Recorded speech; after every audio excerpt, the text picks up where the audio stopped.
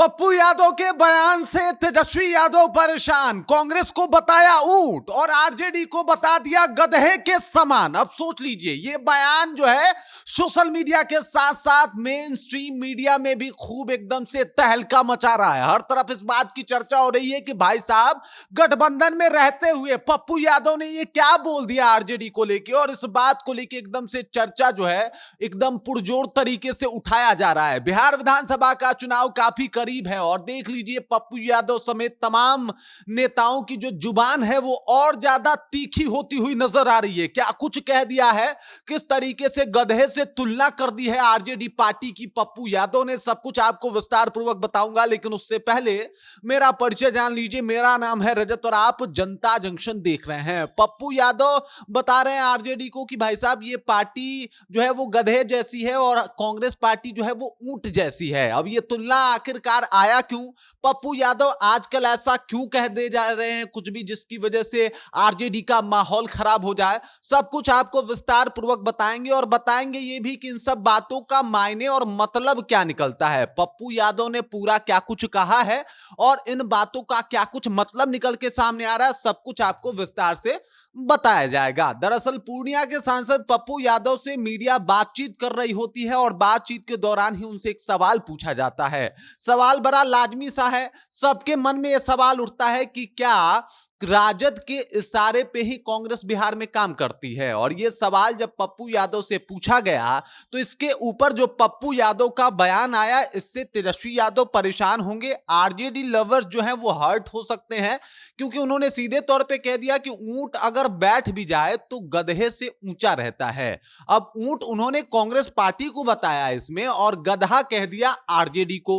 उन्होंने कहा कि भाई साहब, ऊंट बैठ भी जाए तो गधे से ऊंचा रहता है और इसी वजह से कांग्रेस का जो कद है वो पूरे भारत में सबसे ऊंचा है। और इसमें कोई दो राय नहीं है कि जब तक कांग्रेस नहीं मिलेगी ये लोग मोदी जी को नहीं हरा सकते, मोदी इनसे हार नहीं सकते, बीजेपी इनसे हार नहीं सकता, इसलिए कांग्रेस जरूरी है और लाजमी है। उन्होंने लालू प्रसाद यादव की तारीफ भी की, कही कि भाई साहब, मैं उनकी इज्जत करता हूं, उनका रिस्पेक्ट भी है, लेकिन उनको भी ये बात मानना पड़ेगा कि अगर बिहार विधानसभा चुनाव लड़ना है तो बिना कांग्रेस के ये सब कुछ नहीं होने वाला और कांग्रेस के साथ आपको आना ही पड़ेगा और इसी तर्ज पे आपको चुनाव भी लड़ना पड़ेगा। ये पप्पू यादव कह रहे हैं। पप्पू यादव लगातार इस बयान से कहीं ना कहीं अपने जो साथी लोग हैं उनको चौंकाते आए हैं। मतलब आरजेडी वाले को खासकर जिस तरीके से वो बयान दे जाते हैं उससे आरजेडी की मुश्किलें बढ़ जाती है। कभी नीतीश कुमार की तारीफ कर देते हैं तो कभी कह देते हैं भाई साहब, जो कांग्रेस है वो बड़े भाई की भूमिका में नजर आएगी। इस बार भी वही कह रहे हैं कि भाई साहब देखिए, साथ में तो हम चुनाव लड़ेंगे, गठबंधन है और गठबंधन के साथ ही चुनाव लड़के चुनाव जीता जा सकता है, लेकिन इसमें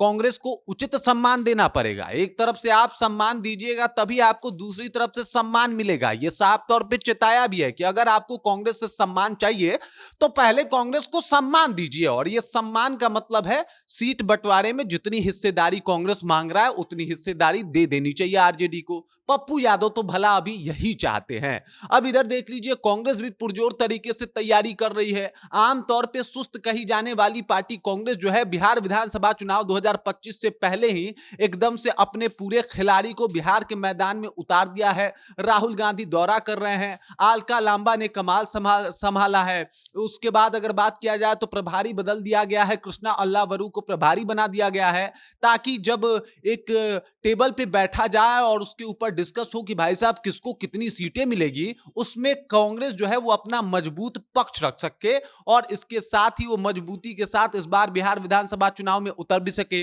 अल्लावरू का भी कल बयान आया था कि भाई साहब, अकेले लड़ने का अभी हम लोग सोचे तो नहीं है, लेकिन पार्टी डिसाइड करेगी और हम सोच भी सकते हैं, मतलब अकेले भी चुनाव लड़ सकते हैं। और उसके बाद पप्पू यादव का ये बयान कि भाई ऊंट बैठ भी जाए तो वो जो गधा है उससे ऊंचा रहता है। गधा कौन? आरजेडी। गधा किसको कह रहे हैं? आरजेडी को कह रहे हैं। उसके बाद सहला भी रहे हैं, वो कहा जाता है ना, जख्म दे के सहला देना, कि हम लालू प्रसाद यादव का बड़ा इज्जत करते हैं, ये भी बात बोल गए।